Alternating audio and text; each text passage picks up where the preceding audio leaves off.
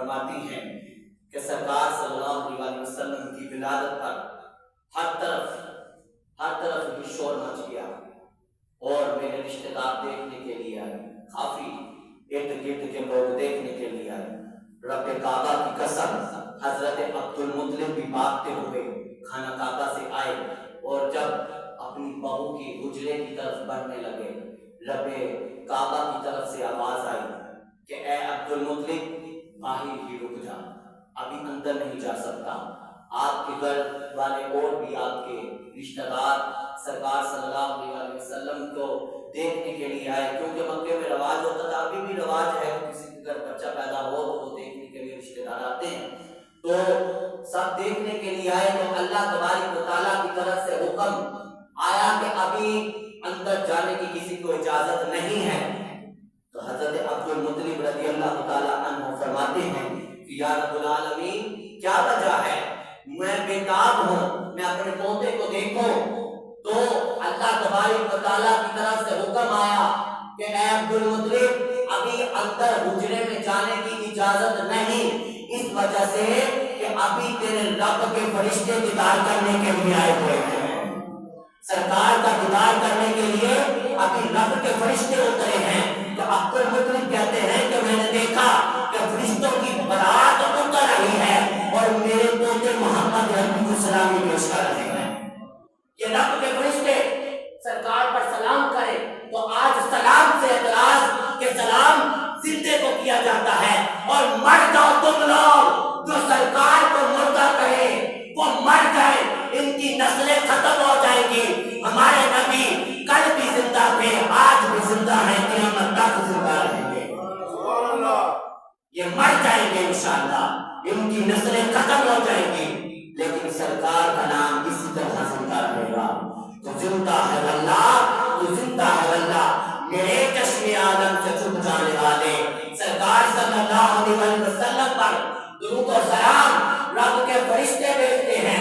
تیری اوقات کیا ہے کہ تو کہے کہ میں درود کیوں پڑھوں، اللہ کو تیرے درود کی ضرورت نہیں۔ رب نے تو فرشتے اتنے قائم کیے ہیں کہ جو ہر وقت سرکار علیہ السلام کے روزے پر کھڑے ہو کر سرکار کا درود و سلام کرتے رہتے ہیں۔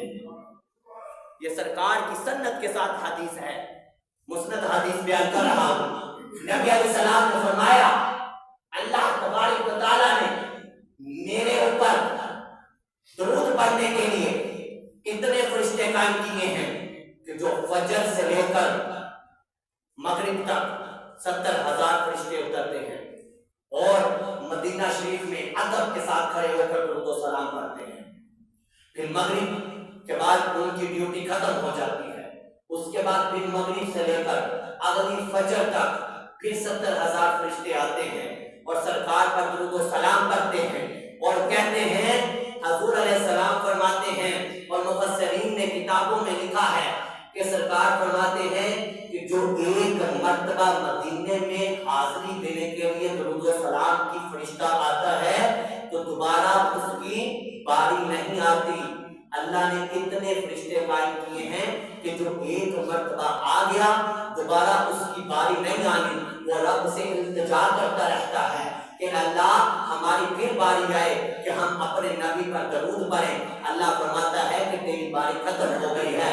اور اے اللہ کے بندو سنیو، آپ لوگ خوش نصیب ہو، کیوں کہ حضور علیہ السلام پر درود و سلام پڑھنے کے لیے مدینے میں حاضری دینے کے لیے فرشتے جو ہیں ایک مرتبہ آئیں تو دوبارہ ان کی باری نہ آئے۔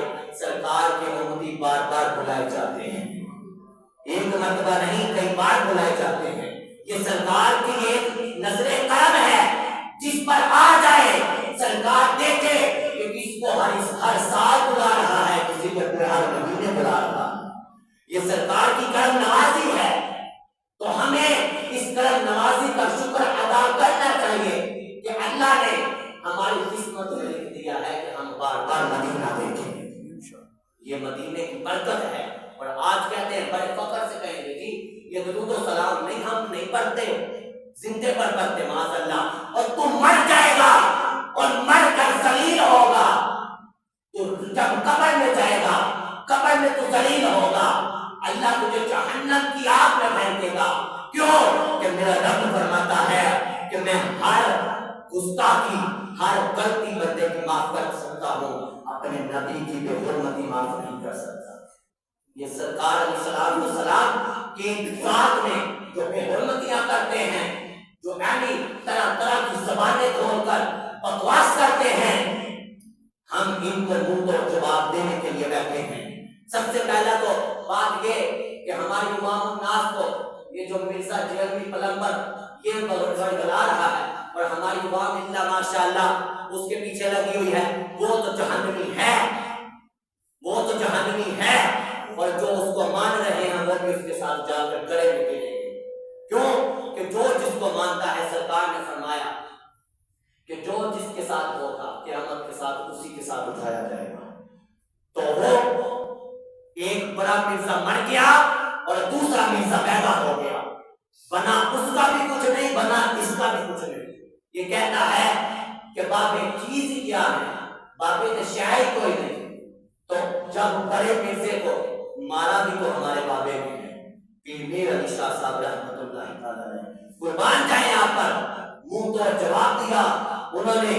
جب یہ جو میں اس مرزے کی بات کر رہا ہوں جس نے نبیوں نے دعویٰ کیا تھا کانے میں, پیر میر علی شاہ صاحب علیہ رحمہ نے اسے چیلنج کیا, کہا کہ تو اتنا سچا ہے تو چلا مسجد بادشاہی مسجد میں, ادھر قلم میں رکھتا ہوں, ادھر قلم تو رکھ, ادھر پیج تو رکھ, ادھر پیج میں رکھتا ہوں, تو بھی قلم کو حکم دے, میں بھی قلم کو حکم دیتا ہوں, قلم اٹھے اور جا کر لکھے, تو بھی قلم کو حکم دے کہ قلم اٹھے اور جا کر پیج پر لکھے.